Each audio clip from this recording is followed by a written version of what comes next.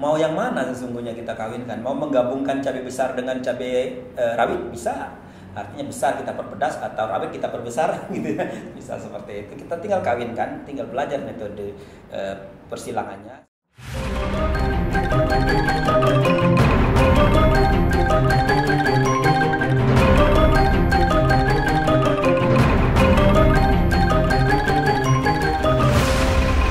Digitalks by Tani Center IPB University. Halo Sobat Tani, selamat datang di Digitalk by Tani Center IPB University bersama saya Niki Alfa. Podcast kita kali ini kita kedatangan tamu yang sangat spesial.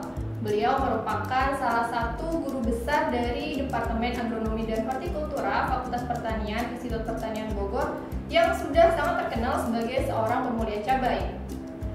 Beliau ini juga merupakan salah satu dosen berprestasi di IPB. Beberapa penghargaan yang telah beliau raih antara lain Anugerah Kekayaan Intelektual Luar Biasa dari Kemendikbud tahun 2012, dosen berprestasi peringkat tingkat nasional tahun 2014, Inovasi IPB paling prospektif tahun 2016 dari Business Innovation Center, Kementerian Riset, Teknologi dan Pendidikan Tinggi Republik Indonesia, serta penghargaan Masyarakat Perbenihan dan Pembibitan Indonesia atau MBPI Award kategori pemulihan tanaman.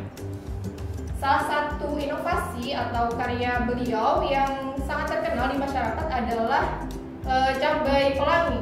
Nah, mungkin Sobat Tani semua sudah tidak asing lagi ya dengan narasumber kita kali ini. Ya, beliau adalah Profesor Dr. Insinyur Muhammad Syukur MSI. Selamat siang Pak Syukur. Selamat siang Mbak Niki, semangat pagi Sobat Tani semua. Bagaimana kabarnya Bapak? Alhamdulillah, semoga kita semua selalu sehat ya Sobat Tani semua, dan kita harus selalu semangat ya sebagai petani dan sebagai yang menggerakkan ekonomi pertanian Indonesia. Saya kira kita harus selalu semangat. Begitu ya Mbak Niki ya? Iya. Kalau boleh tahu sedang sibuk apa nih Bapak sekarang? Sebagai dosen tentu kita sedang mengerjakan tridharma perguruan tinggi ya Mbak Niki dan Sobat Tani semua, bidang pendidikan, pengajaran ya, kemudian penelitian dan pengabdian pada masyarakat ya. Jadi sehari-hari tentu kita mengajar tetapi juga melakukan kegiatan penelitian, dan hasil penelitian itu kita diseminasikan berupa pengabdian pada masyarakat. Nah, tiga itu saya kira itu menjadi tugas dosen, di samping tentu ada tugas tambahan lainnya ya sebagai tugas penunjang ya, membantu di kegiatan-kegigiatan lainnya, jadi kepanitiaan, kemudian di senat akademik. Sekarang saya sebagai sekretaris senat akademik IPB, gitu kira-kira Mbak. Oh, berarti sibuk sekali ya Bapak Syukur ini. Wah, keren. Sebelumnya terima kasih sekali Bapak telah menyempatkan hadir di podcast kita pada siang hari ini. Sama-sama Mbak Niki. Nah, sebagai seorang plant breeder atau pemulia tanaman, utamanya dalam komunitas cabai, menurut Bapak apa sih yang menjadi dorongan atau motivasi breeder-breeder di dunia atau di Indonesia untuk mengembangkan varietas-varietas cabai? Saya pernah membaca di sebuah artikel itu di dunia sekarang itu ada sekitar 4.000 varietas cabai. Nah, itu kan jumlah yang sangat fantastis ya Pak. Nah, apa yang mendorong breeder-breeder ini mengembangkan varietas cabai hingga jumlah yang begitu banyak? Mungkin bisa dari motif bisnis atau ekonomi, atau mungkin dari motif ilmu pengetahuan, bagaimana? Ya, Mbak Niki dan Sobat Tani semua, betul sekali bahwa varietas cabai di dunia ini sangat banyak. Tadi dikatakan 4.000, dan Indonesia sendiri itu lebih dari 300 varietas, 350-an varietas ya. Cabai besar, cabai keriting, cabai rawit, paprika. Nah, ini dikarenakan pertama keragaman cabai memang tinggi, dan tentu keragaman konsumen ya, keragaman yang diharapkan oleh konsumen. Jadi sebagai contoh, cabai di Sumatera itu menginginkan yang keriting agak halus, kemudian agak kesini sedikit keritingnya agak tebal, kemudian di Jawa ini cabai besar, ke timur itu cabai rawit begitu, dan kemudian sebagian juga paprika dan namanya sweet pepper. Jadi banyak sekali masing-masing kelompok masyarakat menginginkan atau tipe cabainya itu berbeda-beda. Itu yang pertama. Yang kedua, cabai itu termasuk komoditas yang paling sulit dalam teknologi budidayanya. Banyak sekali tantangannya, terutama hama dan penyakit. Hamanya banyak, penyakit banyak. Kemudian juga tentu dari segi kualitas untuk industri dan lain sebagainya itu memerlukan spesifikasi tertentu. Nah, sehingga tidak cukup hanya sekian varietas misalnya, kurang dari 100 varietas itu tidak cukup. Perlu banyak sekali varietas sehingga petani punya banyak pilihan untuk konsumen tertentu. Petani punya banyak pilihan untuk menanggulangi cekaman lingkungan. Lingkungan kita kan sangat beragam di Indonesia. Ada 48 ekosistem di Indonesia ya sobat tani semua. Sebagai contoh ada gambut, kemudian ada lahan kering, kemudian lahan sawah, tak ada hujan, lahan hujan curah hujannya tinggi dan macam-macam. Saya katakan ada 48 ekosistem. Nah, 48 ekosistem itu mempunyai spesifikasi lingkungan yang berbeda-beda dan tentu kalau negara tropis itu cekaman penyakitnya luar besar sekali. Yang biotik ya, yang penyakit yang ditularkan atau yang disebabkan oleh patogen misalnya atau organisme pengganggu. Nah, jadi dari satu organisme pengganggu saja itu variasinya kan sangat banyak ya. Saya ambil contoh misalnya yang lagi banyak sekarang adalah begomovirus. Itu ada ratusan ribuan macam begomovirus sehingga tidak cukup kita hanya tahan terhadap satu begomovirus. Dia harus tahan terhadap banyak begomovirus, tapi juga ketahanannya itu berarti kan varietasnya juga harus cukup banyak yang menghadapi berbagai macam itu. Nah, belum lagi penyakitnya juga dinamisasinya kan tinggi. Kemudian perubahan lingkungan juga, perubahan iklim juga juga cepat begitu ya. Sehingga memerlukan varietas yang banyak. Kembali tadi varietas yang banyak. Pemulia dipacu untuk selalu menghasilkan varietas-varietas baru sesuai dengan keinginan konsumen, sesuai dengan keinginan petani. Utamanya adalah petani. Petani itu sangat mengharapkan ketika ada penyakit baru itu harus ada varietas yang tahan. Ya. Sementara merakit varietas kan perlu waktu 5-6 tahun sehingga kita perlu mengestimasi kira-kira ada apa di tahun-tahun mendatang itu dan itu karena perubahan-perubahan tadi sehingga setiap kali kita harus menghasilkan varietas baru ya. Cabai itu adalah salah satu dari komoditas yang varietasnya banyak ya di Indonesia. Saya katakan tadi selain padi juga di atas 300 varietas. Cabai juga demikian. Nah, dari varietas-varietas yang banyak itu memang yang beredar di masyarakat tidak semuanya tentunya petani bisa memilih dan yang sesuai dengan keinginan petani tertentu saja. Oleh karena itu kita selalu improve lagi sehingga kelihatannya jadi banyak sekali varietasnya. Karena kadang-kadang satu varietas itu tidak bertahan lama itu karena patah tadi ya, karena istilahnya patah karena penyakit, patah karena hama gitu ya, sehingga kita perlu membuat lagi sesuatu yang baru untuk membantu petani pada dasarnya gitu ya. Belum lagi preferensi konsumen mulai berbeda-beda. Mungkin 10 tahun yang lalu orang tidak terlalu ini dengan pedas, tapi sekarang kan orang suka pedas dengan level tertentu. Nah, itu saya kira salah satu ya. Jadi ada motif ekonominya, kemudian ada motif lingkungannya dan juga tentu motif bagaimana menyediakan sesuatu bagi petani begitu ya. Oh, jadi karakteristik yang dibuat atau diciptakan oleh Pemulia itu berdasarkan kebutuhan petani ya Pak ya? Ya, betul sekali. Kebutuhan petani tentu kebutuhan konsumen.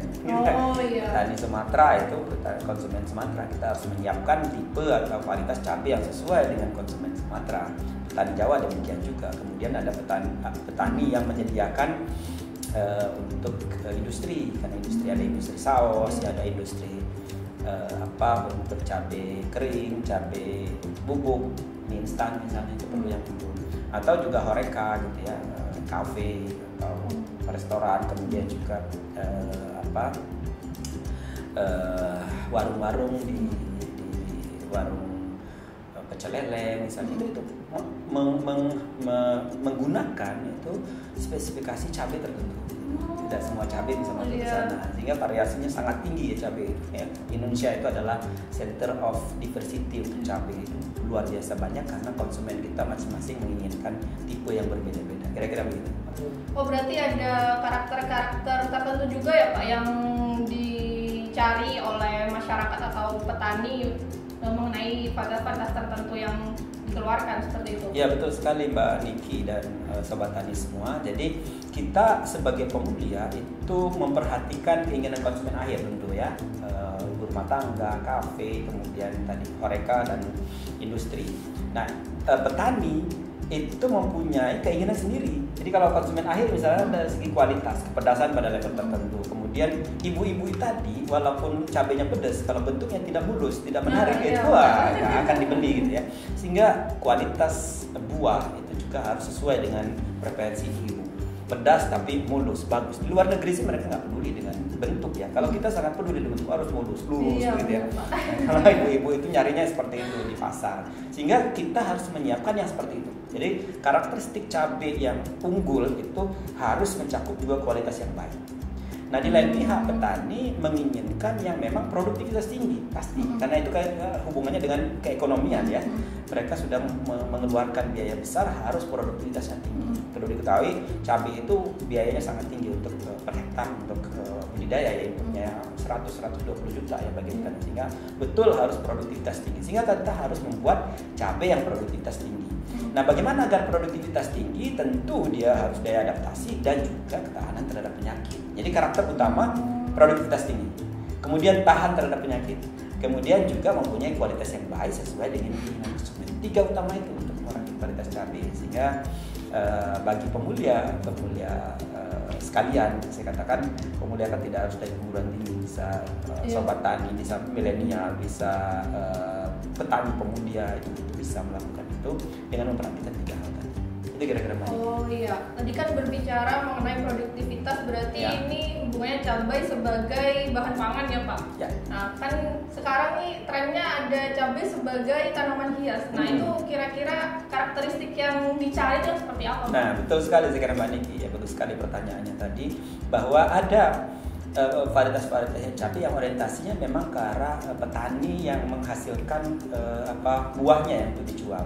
Produktivitas harus tinggi. Produktivitas tinggi itu harus di atas 10 ton tentunya gitu ya. Rata-rata nasional masih 6, 7 ya 7 sampai 8 ton kira-kira begitu, tergantung varietas kan, tergantung jenis dan tipenya. Nah, sementara itu kadang-kadang ada fluktuasi harga ya Mbak Niki dan sobat tani semua, fluktuasi harga cabai. Fluktuasi harga cabai itu kadang harga cabai sangat tinggi, kadang juga anjlok ke bawah. Nah, sehingga kita punya pemikiran agar permasalahan fluktuasi cabai itu bisa ditanggulangi pada level rumah tangga, dan rumah tangga itu bisa menghasilkan cabai sendiri sepanjang tahun gitu ya. Maka berarti kita arahkan bagaimana caranya agar dia bisa menanam cabai di pekarangan, menanam cabai di lingkungan sekitar gitu ya. Nah agar mereka tertarik, biasanya kan yang menanam cabai itu ibu-ibu dan remaja putri. Maka kita harus desain agar cabai itu enak dipandang, enak dilihat, sekaligus juga sebagai tanaman hias. Sehingga cabai sebagai tanaman hias dan kemudian bisa dikonsumsi. Itu kira-kira perspektifnya kenapa kita merakit varietas untuk cabai tanaman hias. Tentu karakteristik varietas cabai untuk tanaman hias, Mbak Niki dan sobat tani semua, harus indah dipandang. Warna, kita bermain dengan warna dan kemudian bagus atau menarik itu ditanam di pot yang kecil, pot 20 misalnya, dia proporsional ya, dengan pot yang kecil yang buahnya lebat, kemudian menunjukkan perform buah yang warna-warni. Bisa yang utama lagi adalah bisa ditanam di pekarangan yang cahaya mataharinya tidak terlalu full gitu, bisa 50%, kemudian bisa di dalam ruangan dan sebagainya. Itu karakteristik yang harus kita rakit untuk varietas cabai hias ya. Kemudian kita sebut dengan orang menyebutnya namanya cabai pelangi ya. Kita juga menghasilkan cabai yang varietas yang untuk cabai hias, dan itu IPB kita Mbak Niki dan sobat semua, IPB itu yang menghasilkan varietas pertama kali ya, yang legal yang dilepas oleh Kementerian Pertanian. Ada 3 varietas yang kita lepas tahun lalu. Selama ini banyak varietas yang sudah beredar, tapi sebetulnya belum secara resmi dilepas oleh Kementerian Pertanian. Jadi IPB yang merilis pertama kali untuk cabai hias. Jadi kira-kira Mbak Niki yang tim pemulia kita lah ya. Kalau untuk cabai hias sendiri nih Pak, kan menarik gitu ya. Biasanya tanaman hias itu tanaman yang bunganya bagus, kemudian daunnya lebar-lebar. Nah ini kan cabai sebagai tanaman hias. Nah, kalau boleh tahu cabai sebagai tanaman hias yang paling mahal ini Pak di dunia ini harganya berapa ya? Nah tentu kalau hubungannya dengan tanaman hias itu kita berhubungan dengan kelangkaan ya. Produk sesuatu yang baru muncul itu pasti akan langka, dan ketika langka itu yang harganya naik. Harga baru turun. Harga baru keluar sudah ditangkap oleh pasar dan itu harganya tinggi. Lama-lama sebetulnya dia akan stabil lagi, akan turun. Jadi cabai yang memang yang baru pertama kali di ini dan punya keunikan, punya keindahan tertentu, itu biasanya harga pertama itu bagus gitu ya. Dan selama ini dalam satu pot itu kita bisa tergantung, kita tidak main varietas lagi, tetapi sudah memainkan bagaimana pemeliharaan sehingga semua tampak indah gitu ya. Daunnya bagus, tidak terserang penyakit, kemudian buahnya mulus, warna-warninya oke, proporsional gitu dan sebagainya. Dan itu saya kira harganya bisa di atas 100.000 per pot dengan modal hanya 15-20.000 bisa seperti itu. Nah jadi itu saya kira. Lalu kemudian untuk cabai hias sendiri itu kita sebagian besar menggunakan capsicum, namanya capsicum anum ya, cabai rabe-rabe biasa. Tetapi sesungguhnya kita juga bisa bermain dengan macam-macam. Capsicum anum juga ada yang kita bermain dengan warna buah ya, dari mulai ungu, kemudian warna-warni, kemudian juga ada ungu tua. Kemudian daunnya kita mainkan juga, ada daunnya variegata, ada daun hijau gitu. Kemudian daun variegata kita kombinasikan juga dengan warna buah dan sebagainya. Nah, juga kita kombinasikan dengan spesies lain, misalnya ada juga cabai hias yang spesies lain yang punya kepedasan tertentu, pedasnya levelnya tinggi gitu ya, dari spesiesnya Capsicum sinensis gitu ya. Nah, itu juga menarik untuk dikembangkan juga di Indonesia karena mempunyai bentuk yang berbeda dengan cabai pada umumnya kita lihat. Ada yang bentuk seperti jambu, ada yang bentuknya seperti kelereng, macam-macam gitu ya. Itu menarik ya kalau misalnya kita punya koleksi di pekarangan, dan utamanya lagi bisa dikonsumsi ya Mbak ya itu. Nah Sobat Tani, berarti kita sudah bisa mulai menanam cabai nih yang belum menanam cabai di rumah. Selain sebagai tanaman hias, juga bisa dikonsumsi untuk dijadikan sambal, untuk dijadikan campuran-campuran masakan yang lain seperti itu kan. Dan bisa konsumsi langsung Mbak, makan tahu gitu ya. Oh iya benar Pak. Dengan ini ya, dengan gorengan-gorengan. Ya, jadi menanam cabai itu tidak hanya untuk dikonsumsi saja, tapi sekarang juga bisa menjadi tanaman hias. Seperti contohnya apa? Cabai pelangi tentunya. Yeah. Ya. Ini Pak, berbicara mengenai pemuliaan, kan kita tahu bahwa cara atau metode yang digunakan untuk pemulihan tanaman ini kan ada berbagai macam, seperti cara konvensional atau persilangan, kemudian menggunakan biologi molekuler atau menggunakan mutasi genetik yang menggunakan sinar gamma dan lain sebagainya. Kalau untuk komoditas cabai sendiri, ini metode yang paling umum digunakan itu metode yang seperti apa ya Pak? Ya, Sobat Tani semua dan Mbak Niki, jadi tadi betul saya kira teknologi pemuliaan itu berkembang sangat yang kekinian saya kira sudah sangat advance begitu ya. Kita tahu sejak tahun 1900-an ketika ditemukannya hukum Mendel itu sudah mulai ada sentuhan ilmu, selain daripada kita puluhan ribu tahun itu ya bekerja dengan pemuliaan berdasarkan seni. Saya kira petani-petani kita memilih yang bagus kemudian ditanam kembali, itu adalah seni. Kemudian mulai hukum Mendel ditemukan, itu mulai berbasis ilmu. Ada genetika kuantitatif, kemudian berikutnya teknik mutasi ya untuk menciptakan keragaman baru, dan kemudian ditemukan ada double helix ya, genetika. Kemudian dari orang pemahaman tentang DNA itu sudah sangat mendalam, muncullah rekayasa genetika GMO ya. Kemudian dari rekayasa genetika itu dari pemahaman tentang DNA tadi, genetika molekuler ya. Terakhir itu adalah genome editing, bisa mengedit gen di dalam tanaman. Nah, itu saya kira perkembangan teknologi kekinian yang luar biasa. Nah, banyak hal yang perlu dibangkitkan melalui teknologi tadi. Maksud saya, ada kadang-kadang karakter yang tidak ada pada tanaman yang perlu dibangkitkan melalui teknologi tadi. Misalnya kita kenal golden rice pada padi yang pro vitamin A tidak ada pada padi kan ya kan. Oleh karena itu disisipkan gennya dari itu ke dalam padi melalui rekayasa genetika. Nah, selagi keragamannya masih ada di dalam tanaman, maka teknologi yang paling murah, teknik yang paling mudah sekali kerjakan meskipun memerlukan waktu yang relatif panjang. Saya kira ya teknologi lain bisa memerlukan waktu juga adalah persilangan konvensional. Jadi persilangan buatan untuk menciptakan keragaman baru. Saya katakan tadi keragaman cabai banyak sekali di Indonesia. Indonesia adalah center of diversity, keragaman terbesar ya untuk karena kita bukan center of origin ya, bukan asalnya. Kalau asal muasal cabai itu di Meksiko. Kita center of diversity, keragaman sekunder, di mana semua cabai yang di kita itu adalah cabai untuk dikonsumsi. Kalau di Meksiko itu cabainya banyak sekali yang tidak dikonsumsi. Kalau kita keragamannya semua cabai yang dikonsumsi, maka kita center of diversity. Nah, dari rasa, bentuk, bahkan aroma, kepedasan, itu sumber genetiknya masih banyak. Ketahanan terhadap penyakit juga sumber genetiknya masih banyak, ya, kualitas hasil. Sehingga melalui teknologi persilangan itu masih ada ruang untuk berkreasi. Kemudian kita gabungkan dengan pemahaman kita tentang genetika kuantitatif, seleksi di lapangan ya. Di mana kita tahu bahwa seleksi itu paling efektif ada pada lingkungan yang target. Jadi kalau kita targetkan di urban farming, kita harus seleksi di urban farming. Targetkan di lahan gambut, kita harus seleksi di lahan gambut, dan itu genetika kuantitatif. Sehingga saat ini varietas-varietas yang dihasilkan menggunakan teknologi itu ya. Persilangan buatan atau mutasi kalau untuk ini, kemudian digabungkan dengan metode seleksi yang efisien di lapangan gitu ya. Ketika kita lakukan seleksi di lapangan, sesungguhnya adalah cabai itu langsung bersentuhan dengan fenomena, dengan kenyataan di lapangan.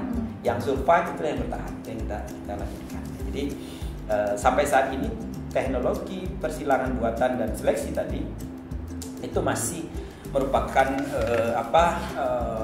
teknologi yang promising, teknologi yang masih sangat bisa dipakai gitu ya, dan relatif mudah gitu ya. Ada juga sudah dilakukan juga misalnya kultur antera gitu ya, teknologi untuk mengkulturkan anter kemudian mempercepat proses pembentukan hibrida, itu sudah dilakukan juga di Departemen Biologi IPB. Ada juga transformasi genetik di beberapa universitas juga ada gitu yang melakukan ini menyisipkan gen tertentu terhadap cabai, terutama misalnya ketahanan terhadap penyakit tertentu yang kemungkinan tidak ada gennya di dalam tanaman cabai. Nah, khusus untuk rekayasa genetika, regulasi kita kan memang masih dengan kehati-hatian sangat tinggi, sehingga memerlukan waktu yang panjang ya, bisa lebih dari 10 tahun. Sehingga barangkali kita perlu pilih ya karakter-karakter yang memang betul-betul penting ya nantinya yang ditransformasikan ke cabai, sehingga waktu yang panjang itu bisa bermanfaat begitu ya. Nah, kalau untuk peningkatan produktivitas, ketahanan penyakit yang ini mungkin teknologi menggunakan persilangan buatan diikuti dengan seleksi itu masih efektif sampai saat ini. Kalau di Indonesia sendiri Pak, saat ini yang teknologi konvensional berarti ya Pak yang paling umum digunakan. Ya, betul. Nah, kalau dibandingkan dengan metode yang lain, cara konvensional ini apa sih Pak kelebihannya? Nah, pertama mudah tentunya mudah dilakukan. Petani awam pun yang tidak mengerti tentang breeding dari segi teorinya itu bisa melakukan persilangan. Jadi pertama relatif mudah dilakukan. Kedua, kita langsung melakukan seleksi pada lingkungan target. Lingkungan, misalnya kalau kita ingin tempat yang kering, kita langsung di sana. Tempat yang banyak penyakitnya, kita bisa langsung tanam di sana. Bisa langsung tanam sana, langsung kita lakukan seleksi. Kemudian juga kita bisa melibatkan petani secara langsung untuk memilih kira-kira mana varietas yang cocok untuk dia kembangkan. Saya kira itu salah satu metode percepatan juga agar setelah varietas dirilis langsung bisa diterima oleh petani. Lalu kemudian juga yang juga tidak kalah pentingnya itu adalah karena banyak karakter yang dikendalikan oleh banyak gen, sehingga metode yang efektif adalah menggunakan genetika kuantitatif karena dia banyak gen yang terlibat, kemudian gen itu berinteraksi dengan kondisi lingkungan ya, sehingga menimbulkan ekspresi fenotip tertentu. Sehingga yang paling efisien adalah kita lakukan seleksi pada lingkungan target dengan metode tertentu. Itu masih merupakan sesuatu yang bisa kita lakukan dengan mudah dan baik saat ini. Sehingga kalau ditanyakan tadi apa keunggulannya, ya itu kan jadi relatif mudah relatif murah. Sebagai contoh ya beberapa 10 tahun yang lalu barangkali rekayasa genetika itu memerlukan sekitar 7 miliar ya untuk satu karakter. Karena itu kan tidak mudah. Sementara kalau persilangan buatan ya tidak akan sebanyak itulah ya, biayanya saya kira masih bisa lah, kita punya greenhouse sedikit, bisa untuk persilangan, bisa untuk seleksi gitu ya, dan lain sebagainya. Apalagi kalau di petani gitu, punya lahan yang cukup ya, tidak harus terlalu luas tapi cukup gitu ya untuk bisa kita ini, itu sudah bisa melakukan pemulihan dan seleksi gitu. Oh, Sobat Tani, berarti meskipun cara konvensional ini terbilang kuno, tapi ternyata memiliki kelebihan dibandingkan dengan metode-metode yang lain, seperti murah dan mudah seperti itu ya kan, Pak? Dan ini apa Mbak? Tadi ragam dari fenotip, ragam dari keinginan keinginan petani itu masih tersedia sesungguhnya, itu yang utama. Kalau sudah tidak tersedia lagi karakternya, mau tidak mau kita harus masuk ke bioteknologi nantinya. Gitu ya. Jadi selagi masih ada karakternya itu, petani atau konsumen menginginnya apa ya? Yang pedas, dosnya level tinggi kita punya kan. Mau silakan dengan yang mana ada. Jadi tergantung maunya apa mereka. Kita siap sedia sesungguhnya gitu ya. Nah itu menjadi sangat penting. Kecuali kalau memang sama sekali tidak ada lagi di keragaman yang ada, maka mau tidak mau kita harus menggunakan bioteknologi. Saya tertarik ini mengenai keragaman genetik di Indonesia. Nah, daerah mana sih Pak yang memiliki keragaman genetik cabai yang paling tinggi? Kalau dibilang daerah mana yang punya keragaman genetik paling tinggi, tentu Jawa. Oh, Jawa. Jawa ini yang paling banyak.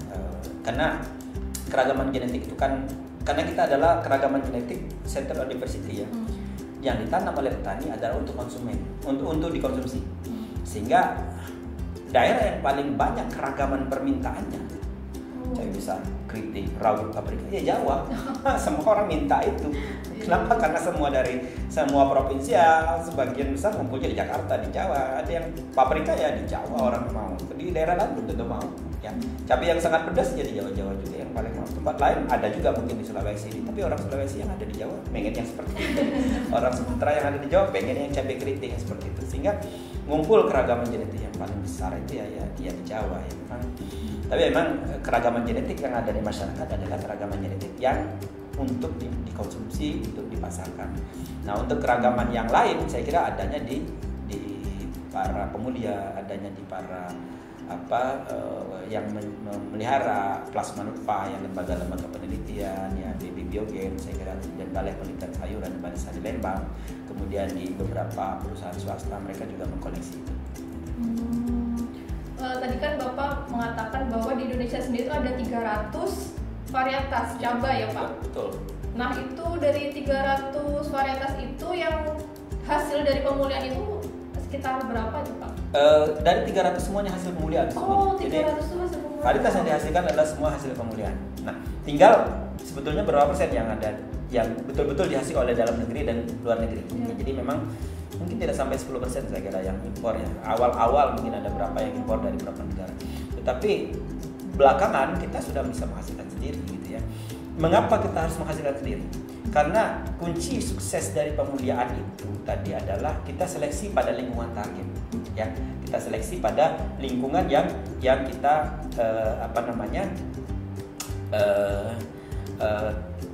kita nanti akan tanam. Jadi kalau cabenya dari Belanda, cabenya dari Korea, ditanam di sini belum tentu ya. Iya, benar, ya. Bisa keok gitu ya.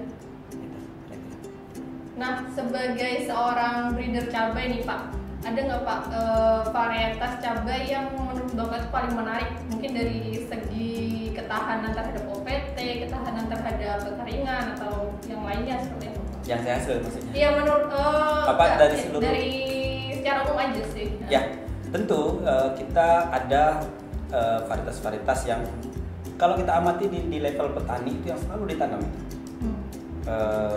Saya ambil contoh saja ya. Ini varietas introduksi yang TM99 keriting itu lama banget tuh. Kemudian varietas hot chili gitu itu udah lama. Itu introduksi dari beberapa negara tapi sampai sekarang masih daya resistnya bagus. TM99 sekarang menjadi PM99. Jadi petani itu masih ditanam. Sekarang daya adaptasinya bagus, ketahanan penyakitnya masih tetap bagus meskipun ada yang baru. Jadi memang mereka pemulihannya itu dari tempat asalnya itu sangat teliti, sangat bagus dalam merakit varietas sehingga banyak karakter-karakter unggul yang bisa ternyata diminati oleh petani Indonesia gitu. Jadi ada beberapa varietas yang memang kita lihatnya dari berapa lama bertahan di petani varietas. Jadi kalau varietas itu bisa bertahan lebih dari 10 tahun berarti dia punya keistimewaan. Berarti ketahanan terhadap OPT ya Pak yang pasti. paling dicari oleh petani. Iya. Nah uniknya lagi cabai itu adalah tanaman kalau kita katakan menyerbu sendiri. Mungkin sobat tani ada yang pernah belajar pemulihan tapi ada juga yang belum. Nah yang menyerbu sendiri itu artinya ada jantan dan betina itu dari tanaman yang sama, Nah itu cabai itu sebetulnya kelompoknya itu menyerbu sendiri, tapi menyerbu silangnya dia gampang sekali kawin sama yang lain. Iya, jadi kalau kita bunganya kan membuka seperti itu dan gampang kawin dengan yang lain, sehingga sahabat tani semua kalau nanam cabai di pekarangan itu bervariasi, mesti turunan berikutnya sudah macam-macam, itu sudah tidak bisa lagi kita katakan kemurniannya. Nah ini dari situ dari cara penyerbukan dia yang mudah itu mengindikasikan bahwa varietasnya itu yang bagus, yang tipe seperti ada hibrida. Maka 80% varietas cabai itu adalah hibrida. Tadi saya katakan hot chili itu adalah hibrida, TM99 itu masuk hibrida ya. Dan sekarang varietas itu varietas target itu adalah hibrida. Kami juga merakit varietas hibrida, tapi varietas non hibrida juga masih memungkinkan untuk menyamai produktivitas dari cabai-cabai hibrida. Itu kira-kira. Oh, tadi kan dijelaskan oleh Bapak bahwa metode yang paling digunakan itu adalah metode secara konvensional atau persilangan. Dan tadi kalau nggak salah Bapak menjelaskan bahwa dalam waktu 5 tahun yang dibutuhkan ya Pak untuk mendaftarkan suatu varietas. Ya.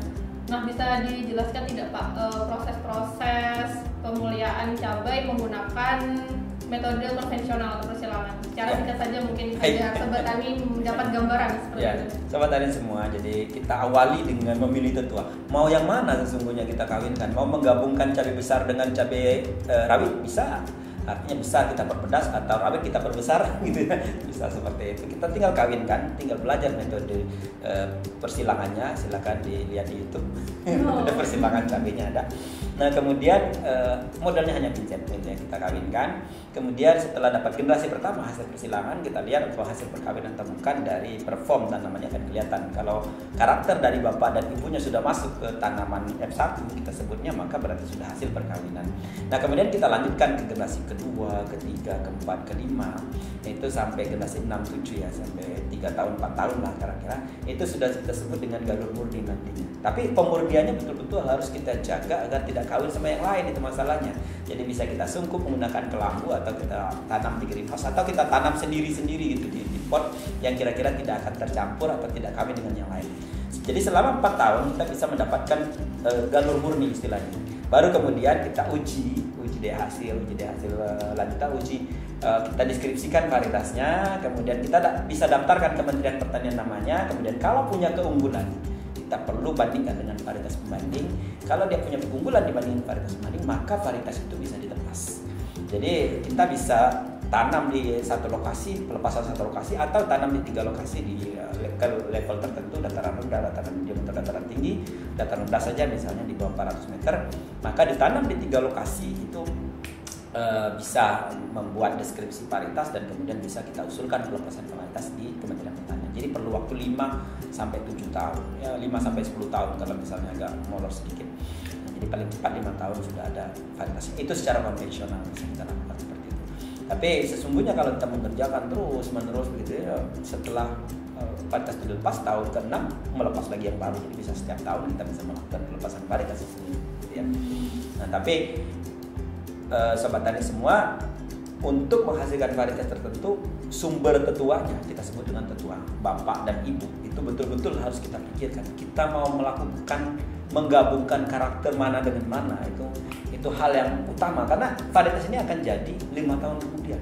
Maka bapak dan ibunya betul-betul harus bapak dan ibu yang terpilih sesuai dengan harapan kita. Gitu. Mengenai teknis nih Pak, faktor-faktor apa saja yang paling berpengaruh terhadap keberhasilan pemulihan tanaman dalam hal ini cabai? Yang pertama tentu sobat tani semua ya Mbak Niki, itu bersilangan itu harus dikuasai. Yang pertama ya. Jadi menggabungkan karakter penting itu harus dikuasai. Tentu tadi pemilihan tetua betul-betul kita paham betul tetua mana yang kira-kira akan mewariskan karakter. Nah, yang juga tidak kalah menariknya, tidak kalah pentingnya, kita harus tahu kira-kira varietas seperti apa yang dihasilkan.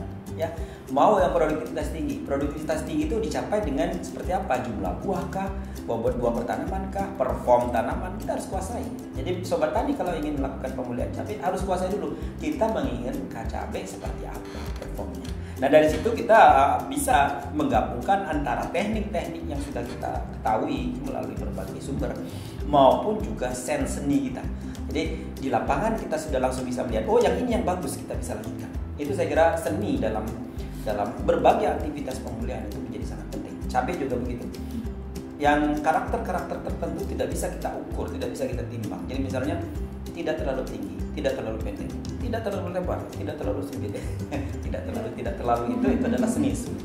Jadi saya menginginkan yang seperti itu. Buahnya terurai ke bawah, tapi lalu mempunyai kelebatan tertentu, tapi lalu kira-kira susah dilukiskan dengan kata-kata, itulah seni.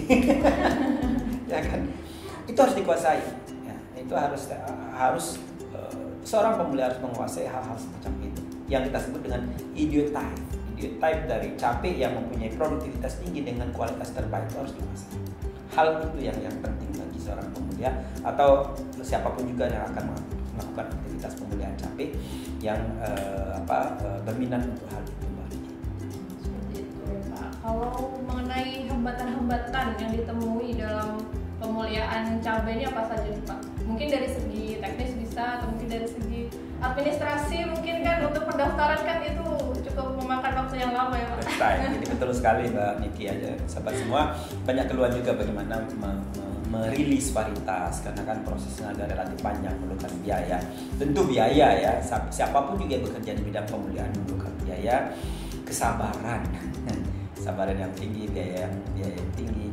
Dan karena pemulia itu tidak langsung segera menghasilkan varietas, dia harus ada sumber penghasilan lainnya tentunya. Kalau dia sobat tani, kalau dia petani tentu harus ada penghasilan lain. Kalau dia peneliti ya dia punya penghasilan memang diarahkan untuk mendapatkan atau merakit varietas. Dosen juga begitu. Dosen juga karena dibantu juga oleh mahasiswa untuk selain daripada menghasilkan varietas, ada output lain yang dikeluarkan yang dihasilkan oleh dosen, misalnya publikasi ilmiah, kan itu ya adalah bagian dari ini. Nah, jadi tentu biaya yang menjadi hambatan, menjadi kendala. Yang berikutnya adalah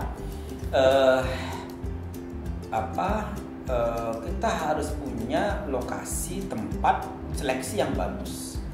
Kita harus punya tempat agar tidak mudah terjadi perkawinan di greenhouse. Ya, jadi kita harus punya greenhouse juga agar tidak bisa kawin dengan lain. Nah, kalau kita nanamnya di greenhouse, maka kita harus juga menanam di luar bolak-balik.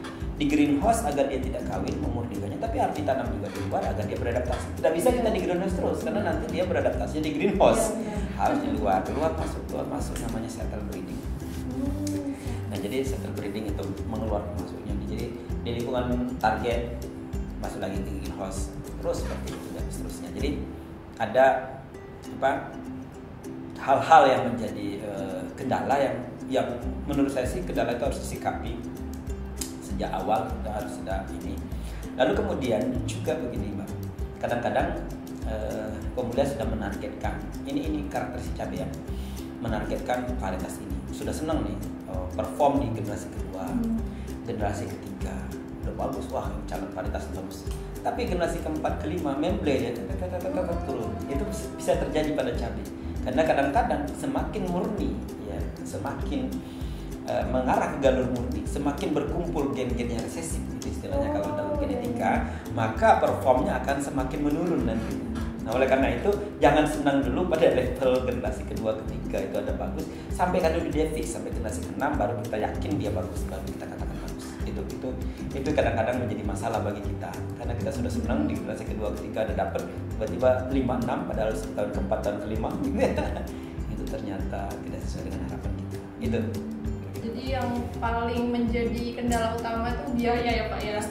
pasti biaya, karena kan itu perlu biaya kan, biaya tahunan, dan ini tidak langsung mendapatkan keuntungan dari sana, itu masalahnya kan sahabat semua. Jadi harus menunggu 5 tahun 6 tahun baru menjadi varietas. Oleh karena itu kalau sobat tani ingin merakit varietas juga harus punya penghasilan yang lain ya sahabat tani semua.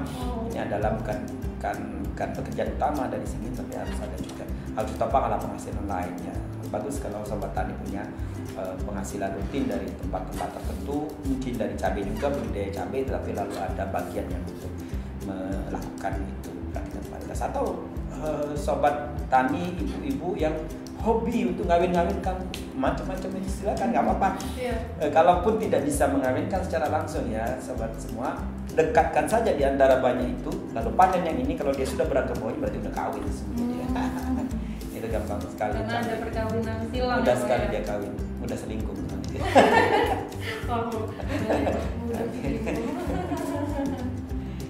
Mengenai ini Pak, pendaftaran varietas cabai nih, saya penasaran apakah metode yang di-approve oleh pemerintah begitu ya adalah metode konvensional saja Pak, atau bisa meng-approve pemilihan cabai dari metode-metode yang lain yang seperti tadi yang saya contohkan itu? Selain melalui pemilihan konvensional, nggak apa-apa melalui kultur antera, bioteknologi, mutasi, kemudian fusi protoplas, apapun juga itu boleh, bisa. Seperti bibit biogen melakukan kegiatan mutasi, itu boleh. Kultur antera juga boleh. Yang agak lebih panjang nanti prosesnya itu adalah rekayasa genetika. Karena rekayasa genetika itu ada perlu kehati-hatian, istilahnya perlu adanya perizinan, perlu adanya keamanan hayati ya, bidang pangan, bidang lingkungan, itu harus ada juga memperoleh pernyataan aman gitu ya dari bidang pangan dan bidang lingkungan, baru kemudian nanti bisa dia dilepas varietas. Jadi agak mundur, agak lebih lama, 3-4 tahun, bahkan bisa sampai 5 tahun kalau dia dari rekayasa genetika. Ya, terkait pro kontra GMO itu ya Pak? Yes, itu. Jadi maka pemerintah mengambil sikap kehati-hatian istilahnya. Perlu adanya pernyataan bahwa dia aman untuk pangan, aman untuk lingkungan, dan kalau dia akan jadi ternak itu aman untuk pakan. Menurut Bapak, peraturan yang ada sekarang itu apakah terlalu strict gitu istilahnya? Kan teknologi kan sudah berkembang dengan sangat maju ya Pak sekarang ini, tapi menurut beberapa pihak nih, termasuk saya mungkin ya, itu peraturan atau standar yang ditetapkan pemerintah itu masih terbilang kuno seperti itu Pak. Menurut Bapak seperti apa? Ya, jadi dalam pelepasan varietas untuk hortikultura, untuk cabai itu sudah relatif maju dengan adanya Undang-Undang Hortikultura ya, Undang-Undang nomor 13 tahun 2010 ya. Nah itu sudah relatif memudahkan ya bagi pemulia, bagi para industri yang bergerak di bidang pemulihan maupun juga para peneliti gitu ya. Karena bisa satu lokasi bisa dilepas. Hasil pengujian 3 lokasi bisa dilepas, hasil pengujian banyak lokasi bisa dilepas. Agak berbeda tanaman pangan kadang-kadang masih perlu banyak lokasi. Cabai dan tanaman hortikultura itu sudah relatif lebih ringan, lebih mudah begitu ya. Memang kalau rekayasa genetika saya kira regulasinya agak berbeda karena dia ada tadi kehati-hatian tadi yang dia agak. Saya kira untuk semua tanaman juga tidak. Tapi kita selalu improve, kita selalu mempermudah semua proses itu. Kita ingin menyediakan kesempatan sebanyak-banyaknya kepada pemuda untuk berkreasi di satu pihak. Di pihak lain kita ingin agar petani bisa mengakses berbagai varietas keragaman sesuai dengan keinginan mereka, agar banyak pilihan. Walaupun sudah ada 300 tadi, biarkanlah petani memilih mana yang menurut mereka bagus, itu yang ditanam terus-menerus begitu ya. Saya kira kita berikan kesempatannya, jangan sampai ditutupi kesempatan itu. Artinya kalau misalnya terlalu strict ya aturannya, pemulia itu susah berkreasi, petani tidak punya kesempatan yang banyak untuk memilih gitu ya, karena pilihannya menjadi tidak banyak kalau pelepasannya agak terganggu seperti itu. Oh, berarti menjadi breeder ini terbuka ya Pak ya untuk semua orang, untuk semua lapisan masyarakat, gak hanya peneliti, gak hanya dosen saja gitu. Ya.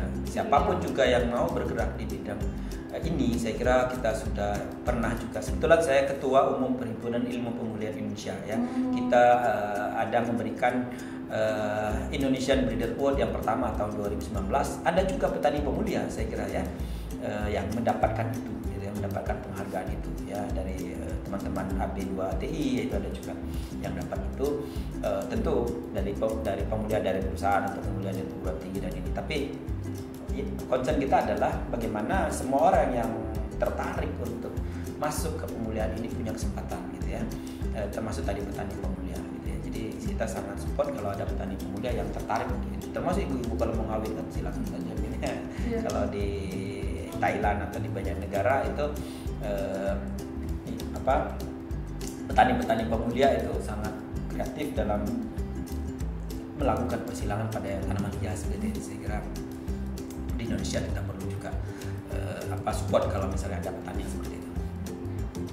Kalau begitu ada nggak ya Pak tips-tips atau kiat-kiat yang dapat diterapkan oleh calon-calon breeder kita nih di masa depan untuk menjadi seorang pemulia cabai?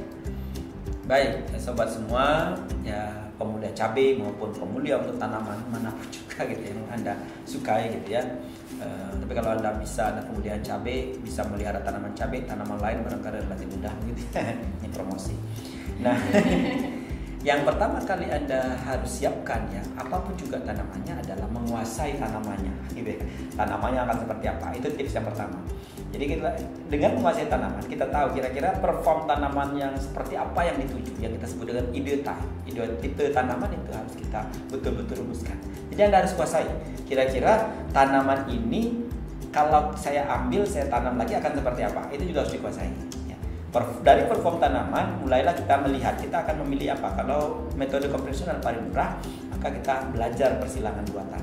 Jadi belajar persilangan buatan melalui media YouTube atau apapun juga saya kira Anda bisa belajar dari sana. Kemudian melakukan seleksi dan kemudian saya kira harus tahu juga regulasinya. Nah, yang juga menarik sobat tani semua tadi, saya kira arahnya adalah petani milenial gitu ya.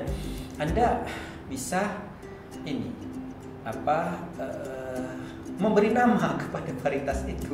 Ini saya kira menarik ya. Jadi terkadang nama itu menjadi dikenal ya. Kalau misalnya digunakan oleh petani gitu ya, akan selalu terdokumentasi sepanjang masa. Kalau misalnya varietas digunakan oleh petani, varietas apa di varietas siapa yang bikin gitu ya, misalnya seperti itu. Saya kira ini memberikan semangat pada kita. Yang pertama. Yang kedua, kita selalu support ya di Perhimpunan Ilmu Pemulihan Tanaman untuk petani-petani muda, untuk para pemulia muda, untuk para peneliti muda untuk berkreasi ya, untuk berkreasi sehingga mampu menghasilkan varietas-varietas yang bagus di masa mendatang, mampu juga menggali informasi-informasi pentingnya dari proses breeding itu nanti berupa teknologi gitu, dalam artian teknologi pemuliaan maupun juga ilmu-ilmu dasar yang bisa dihasilkan dari proses breeding itu. Nah, jadi para petani milenial, para petani muda, mari kita bersama-sama begitu ya, karena kita perlu banyak tenaga pemulia. Sekarang ini baru 1.000 ya yang terdaftar di Sekretariat Perikti, kita perlu 15.000. Wow. Kita perlu 15.000. Butuh banyak sekali banyak sekali ya, sobat iya. tani. Anda adalah tumpuan harapan, dan saya ingin sampaikan ya agar bisa memotivasi sahabat tani semua. Kita katakan bahwa varietas unggul itu adalah jati diri bangsa. Kenapa? Karena 20 tahun yang lalu, 10 tahun yang lalu, atau mari kita flashback ke belakang, tahun 52, Bung Karno dalam peletakan batu pertama Fakultas Pertanian IPB yang menjadi cikal bakal IPB menyatakan bahwa kita perlu ratusan pemulia, dan bila manakah ahli-ahli pertanian, pemuda-pemuda ahli pertanian menghasilkan varietas yang roll on, dalam hal ini adalah padi waktu itu, yang bisa ditanam di berbagai lokasi di luar Jawa, maka suatu revolusi di bidang pertanian akan tercipta. Jadi revolusi revolusi di bidang pertanian itu diawali dengan hasil karya pemuda. Nah, jadi Bung Karno menyatakan kita perlu ratusan pemulia tahun 52. Ratusan pemulia sudah banyak itu dimintakan karena kita perlu itu. Tahun 52, tahun 60-an Thailand mulai mengirimkan dosen-dosennya ke Amerika untuk belajar pemuliaan. 30 tahun kemudian sejak itu, maka Thailand leading di pemuliaan. Semua serba Bangkok. Jambu Bangkok, pepaya Bangkok, durian Bangkok. Kita sangat terpesona dengan apa yang Bangkok. Jadi semua Bangkok bukan, kalau bukan Bangkok nggak mau deh. Jadi image-nya luar biasa tentang Bangkok. Maka saya katakan adalah hasil pemuliaan itu atau varietas unggul karena hasil pemuliaan itu adalah jati diri bangsa. Kita lihat 10 tahun terakhir Bangkok sudah kita mulai menghasilkan varietas sendiri. Kita mulai percaya dengan apa yang kita hasilkan, bahkan sudah mulai ekspor. Ya. Kenapa bisa demikian? Pertama, karena lingkungan seleksi kita luar biasa tadi. Ada 48 ekosistem. Punya lingkungan yang bagus sekali untuk lingkungan seleksi. Orang Belanda sana mana punya lahan gambut, kan enggak? Lahan kering mereka nggak punya. Lahan sawah mereka nggak punya. Mereka cuma punya satu lahan. Kita punya banyak lahan. Kedua, kita punya banyak plasmanupa, tadi sumber daya genetik. Ketiga, kita punya banyak penyakit dan hama. Sehingga itu lingkungan seleksi yang bagus kan. Lah, orang Belanda untuk ngambil penyakit itu kan tidak mudah. Mereka perlu datangkan itu untuk melakukan. Lah, kita tanam, semua akan menyerang situ. Bagi yang bertahan hidup di situ, dia bisa survive. Maka lingkungan seleksi yang bagus. Itu ketiga. Yang keempat, tentu kita punya pasar yang besar ya, pasar yang menggunakan varietas besar sekali. Kita punya 250 juta lebih, 270 juta saya kira penduduk. Itu adalah pasar yang sangat besar.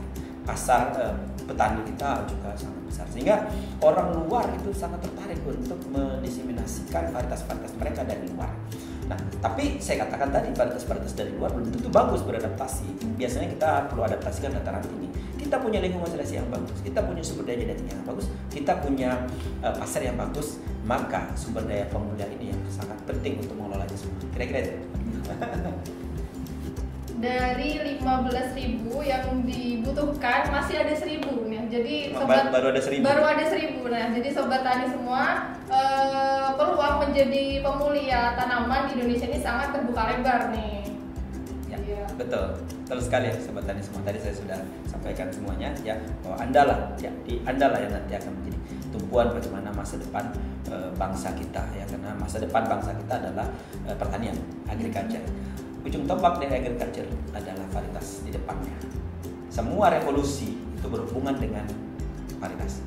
Revolusi hijau diawali dengan menghasilkan varietas gandum, varietas padi. Muncul revolusi tahun 60. Maka dapatlah Norman Borlaug itu mendapatkan Nobel karena dia pencetus revolusi hijau. Ada masalah revolusi hijau, perbaiki.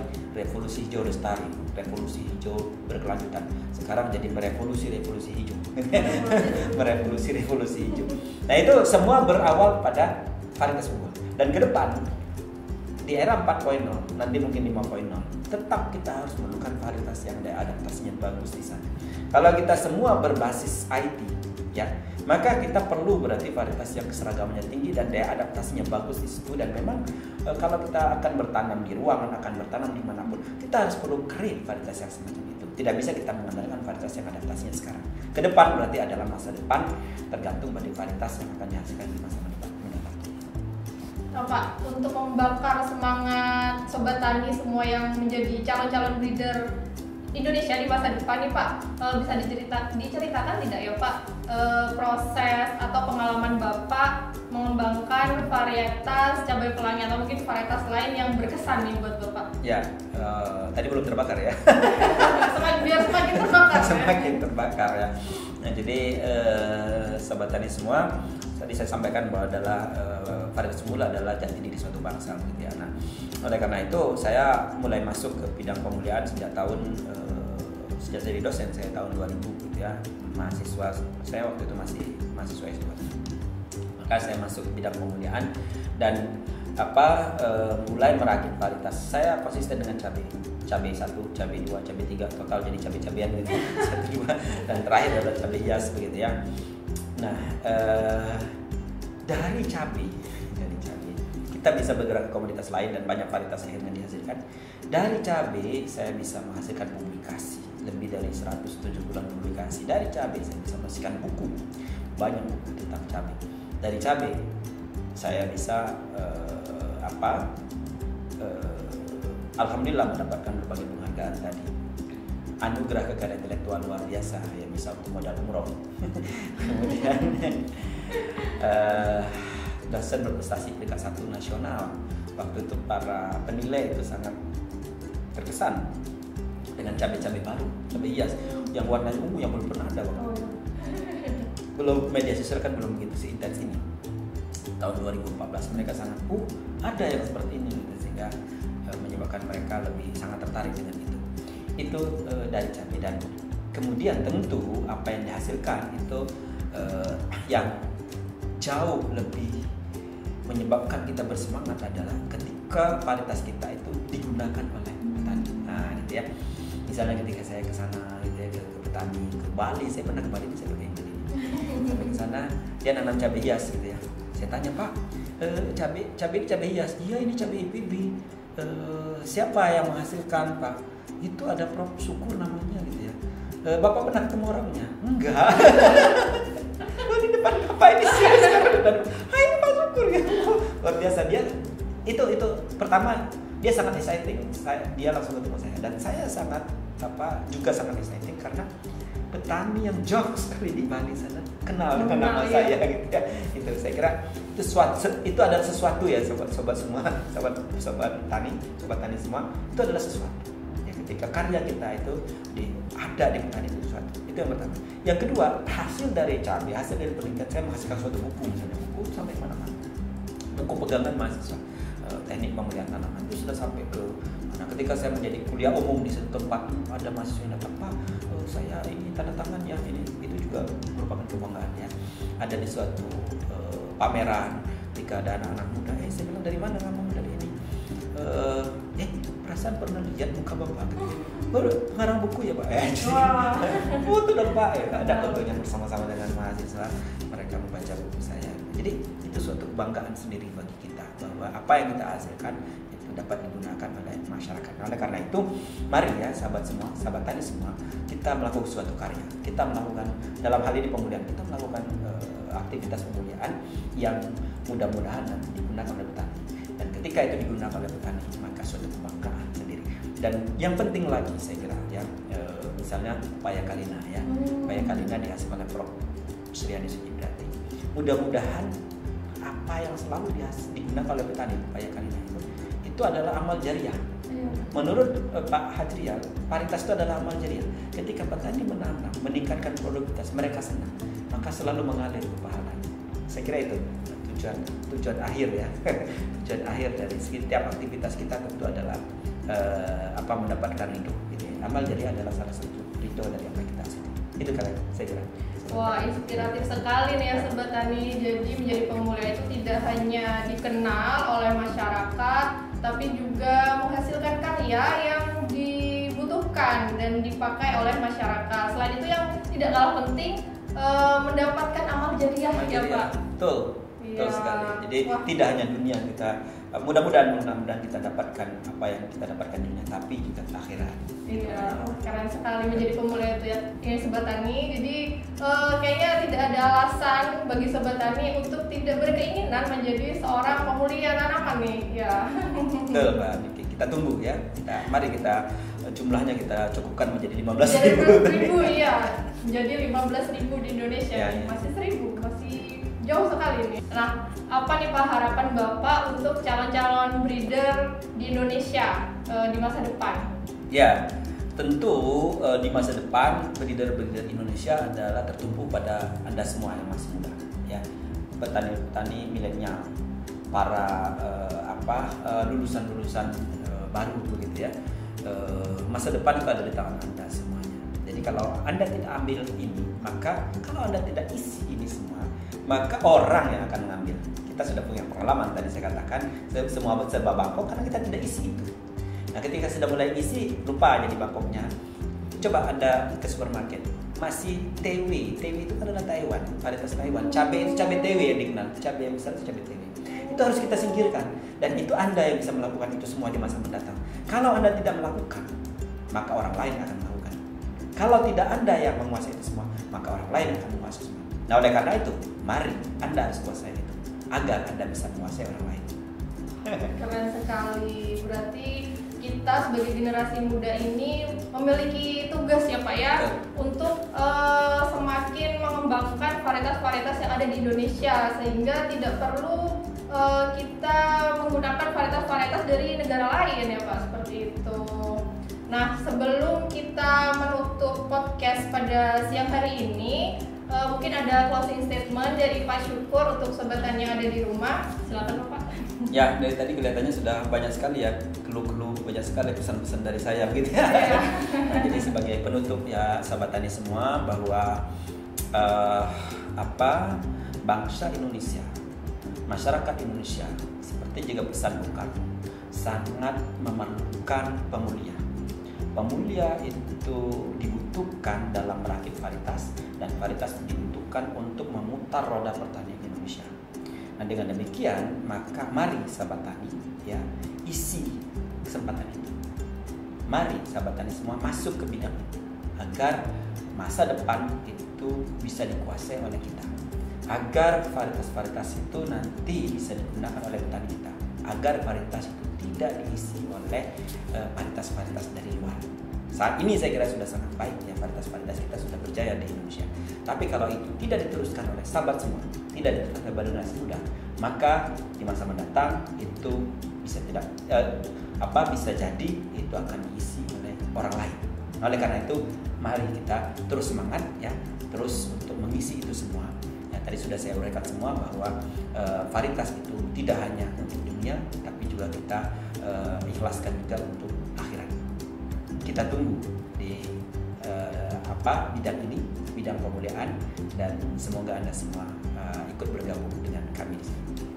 Nah, yang perlu sobat tani ingat lagi adalah bahwa varietas unggul adalah jati diri bangsa, dan pertanian Indonesia di masa depan akan bergantung dengan varietas unggul yang dihasilkan. Varietas unggul yang dihasilkan ini tergantung pada kreativitas generasi muda Indonesia saat ini. Nah, kira-kira seperti itu ya Pak ya? Ya betul Mbak Niki. Saya kira bagus sekali tadi apa yang disampaikan Mbak Niki, sahabat tani semua. Iya, terima kasih Pak Syukur sudah menyempatkan waktunya, dan terima kasih juga kepada sobat tani yang telah mendengarkan podcast kita pada siang hari ini. Semoga podcast kali ini bermanfaat dan menginspirasi kita semua. Jangan lupa like, comment, share, dan subscribe channel YouTube Tani Center IPB Official. Saya Niki Elva, pamit undur diri. Sampai jumpa.